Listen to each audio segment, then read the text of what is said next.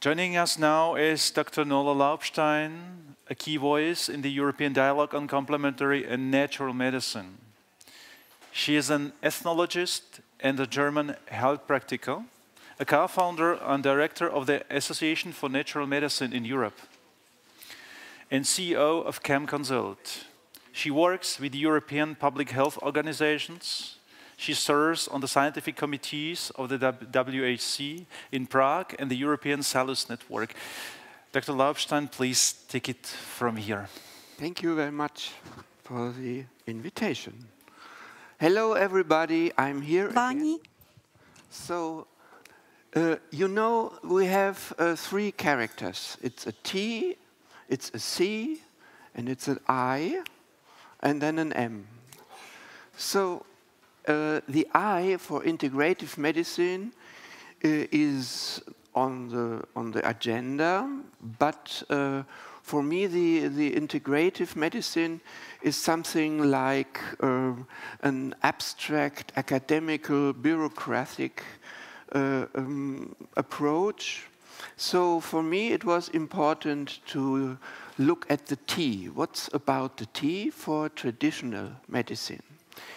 And some friends told me, oh, traditional, this is very old-fashioned stuff coming from somewhere nearly alive. Nobody knows exactly traditional. This sounds not very sexy. So for me, it was an idea, what's the possibility to make the T, the traditional, coming alive, attractive, also for younger people, for the youth, for those who are not looking back into the past, and what's about today and what's about tomorrow with this tradition. These traditions are a treasure and an heritage, and these traditions are not clear. They are not very clear. In the field of medicine, you don't know exactly what's means. Sometimes, at the first point of view, you say, oh, some shamans in the Amazonas are doing something special, and okay, we accept this too. And also the WHO, in his new strategy, has a chapter that the indigenous people are allowed to participate their traditions in the future if they respect some things. So you see, this traditional is something which need to be looked sharper. What aspects of traditional medicine do we have? When we look at one aspect, it's the global resources, the roots, and the history. It's connected with the intangible cultural heritage, interdisciplinary holistic health approach, individual approach, and personal-centered. So this is very important to have an individual approach and the personal-centered aspect. Response to stimulation, and this is the income and the outcome aspect, and prevent and regenerate health. Use of natural and biological remedies. All this is combined in traditional medicine. When we have a definition, we have to look who wants to find the definition. Traditional is primarily understood in historical and social cultural terms, but empirical knowledge, experience-based, plays a complementary role. So this is very interesting. When you take the term traditional, immediately around the corner came experience. What's the experience? And this experience is for remedies, it's for treatment, it's for behavior, it's for all what you are doing. So this experience is very, very important. And when we have in a declaration or strategy of the WHO, for example, inside the T, we have the experience-based aspect.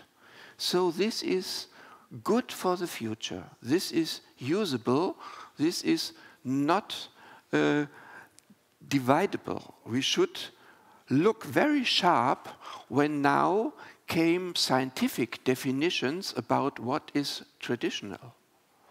They start in Germany a project for 1 year at the University of Tübingen, and Professor Kramer and his team now want to explain for German people what is traditional medicine on scientific standards. So here we have to look very sharp and be aware what will happen if someone give a definition. So perhaps this place here is for me a place to say, look now and define yourself, your traditional. And especially in terms of legitimation and transmission, not as a formal scientific criterion until now. TM today. How is the term traditional interpreted in relation to so-called traditional complementary? The term traditional is interpreted differently, dependent on the context, whether medical, historical, or cultural. So this is very interesting that we have a holistic approach when we see all those three parts. But when you look sharper, you see the medical world is another world than the historical world or the cultural world. The Ministry for Culture is another ministry for health, and the Ministry for Social Cultures is another than the Financial Ministry. So if you come in contact with the bureaucracy, you are forced to be defined. It's not a purely scientifically defined term, but rather a social, cultural, and political influenced concept. It's very interesting to see then.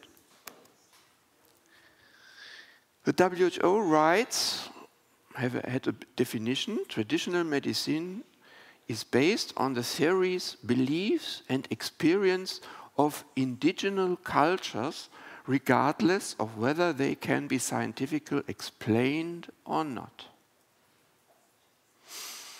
And this is, in this case, for me, it was an idea.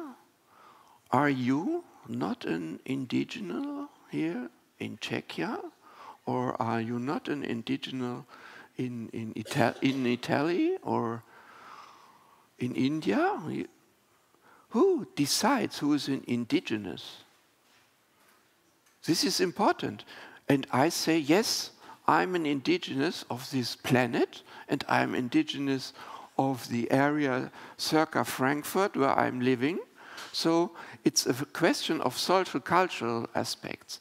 But in this case, behind the corner, it's an old way of looking to indigenous people, which came from the 19th century, have colonies somewhere, and there are the definition of power, who has the power and who is able, and it has to do with religion and missionary. So here we have to be clear that we can, when we look into the future, we say, yes, we are proud to be indigenous, and we have our rights.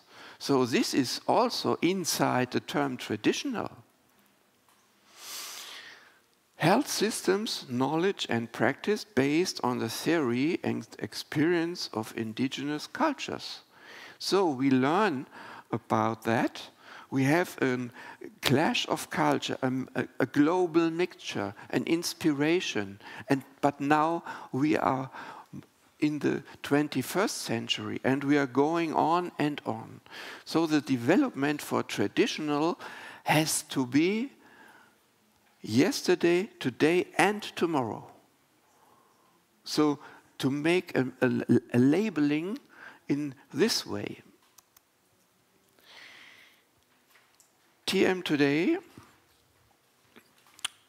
means practice with centuries or millennia of history, often passed down within family or spiritual system, typical of ethnic, indigenous or religious context. This means in the cultural and historical significance.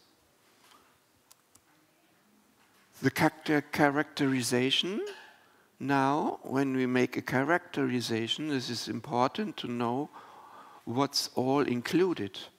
Culture-based, oral tradition, empirical knowledge, plausibility, empirism, therapy concepts are salutogenesis-based, energy flows, balance, life force, medicinal products, minimum 30 years on the market within special legislation.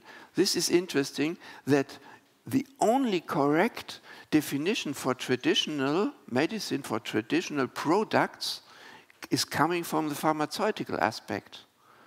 And on the European market, you have to be 30 years on the market, then you can call yourself a traditional product.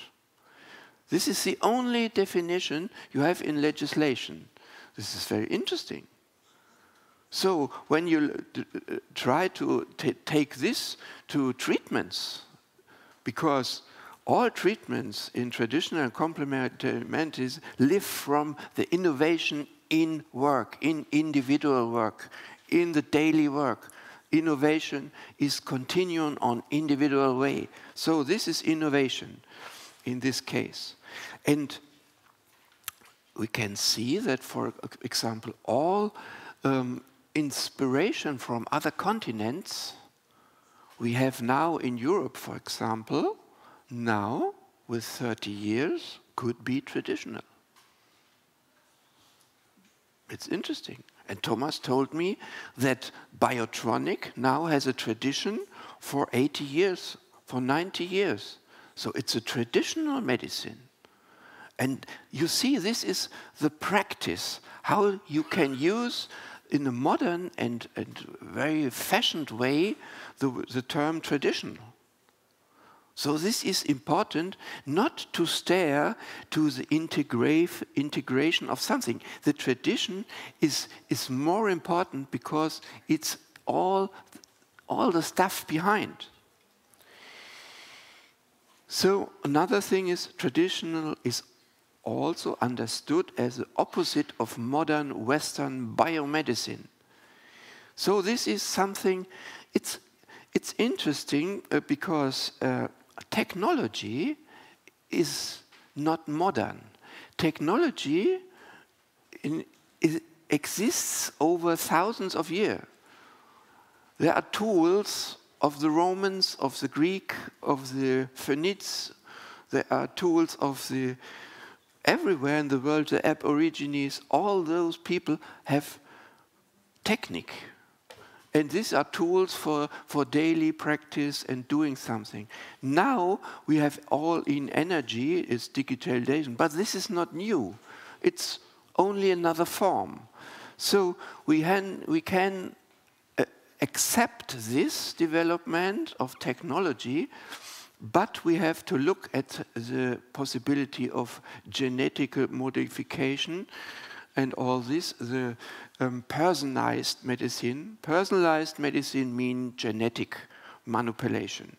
So when you talk about personalized medicine, it's another thing than you talk about individual medicine. So it's important to know the words.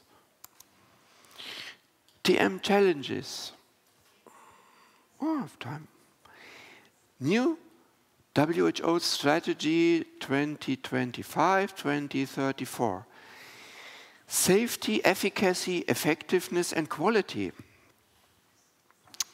Changing scientific definition more evidence-based, less experience-based, individual mentality, losing cultural heritage, more digital technology, less practice, religious or moral fanatism.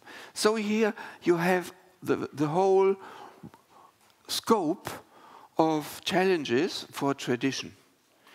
And now it's interesting how you use tradition. It is something very conservative. Should there be no innovation? Should we stop developments? No, no. Tradition, as we have learned from the intangible cultural heritage, is something in work, in progress.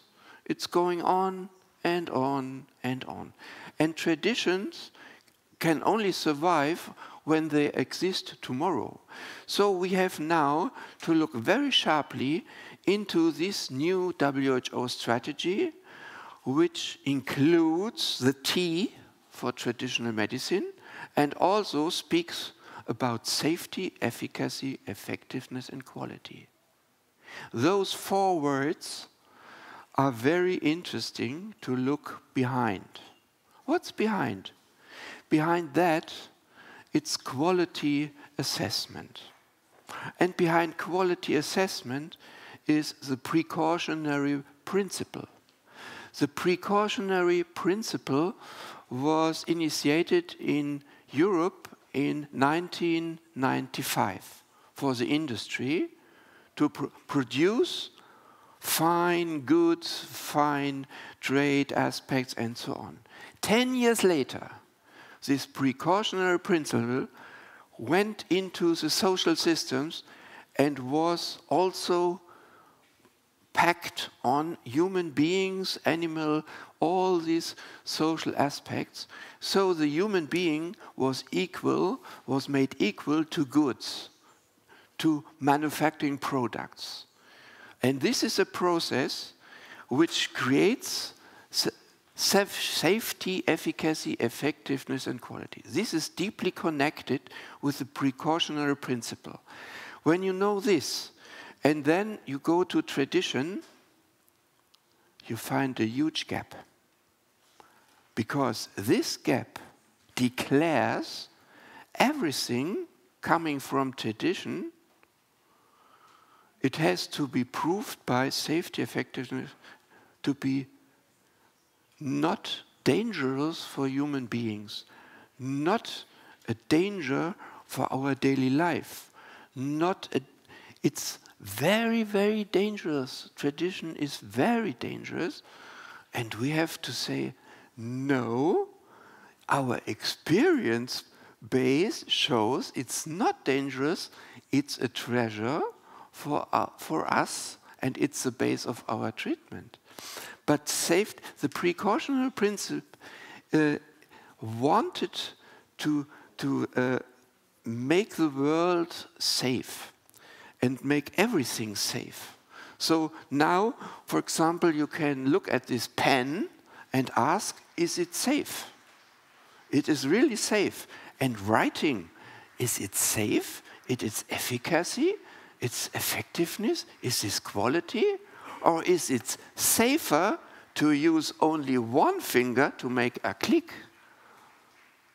This is much more safer than to use this dangerous pencil. You never know what's coming out here and there. What's coming up with that?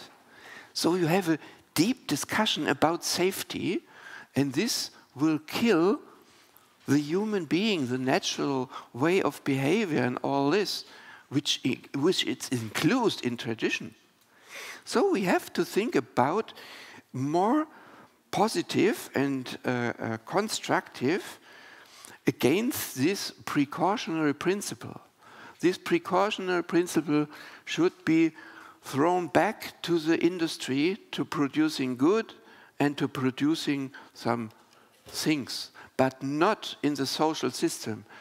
And the costs in the social system, in the hospitals, in the health systems, the costs are rising. Why? Because it's documentation. quality assessment, all this stuff which is needed, new machines, with new testimonies, and all this costs. So, and when you want to pack this on traditional medicine, you surely it will be a disaster. So this is really an important thing, and I give it to the second meeting in New Delhi that they talk about that, because when you have it in the WHO strategy, it makes that with you. So think about that, and more discussion about that. Changing a scientific definition, yes, we need it.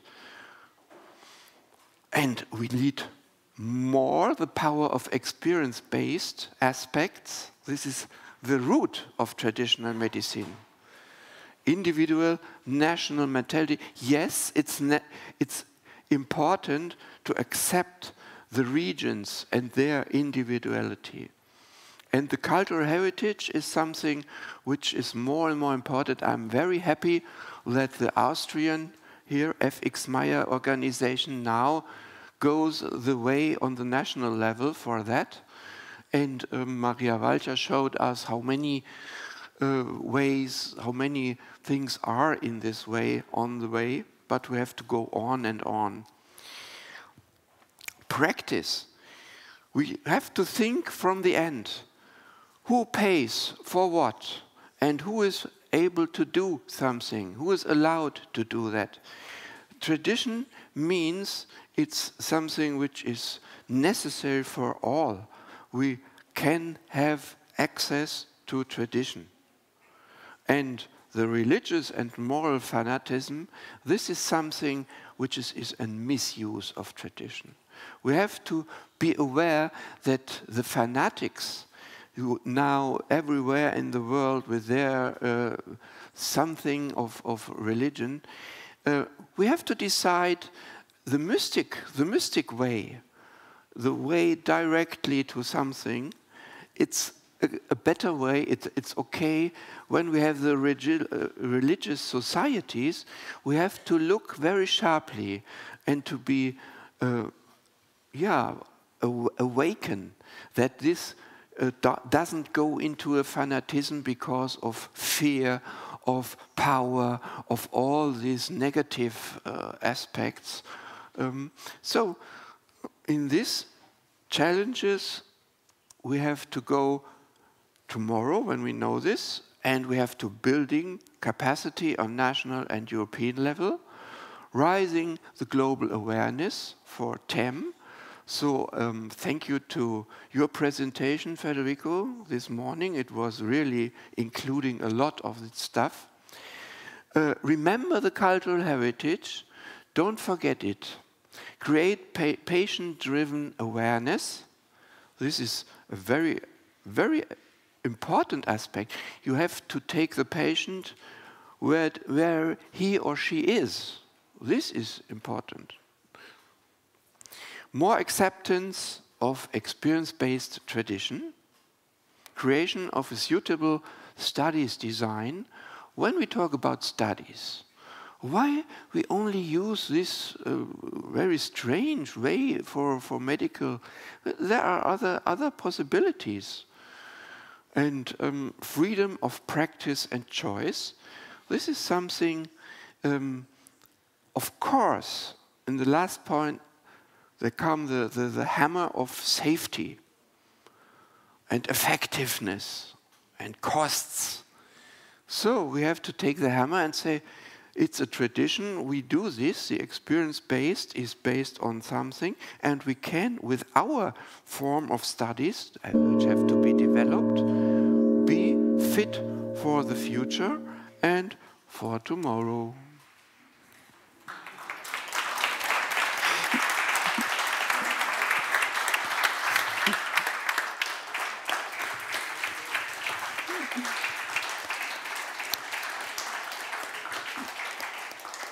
Mrs. Laubstein, thank you very much for your talk. It was truly thought-provoking.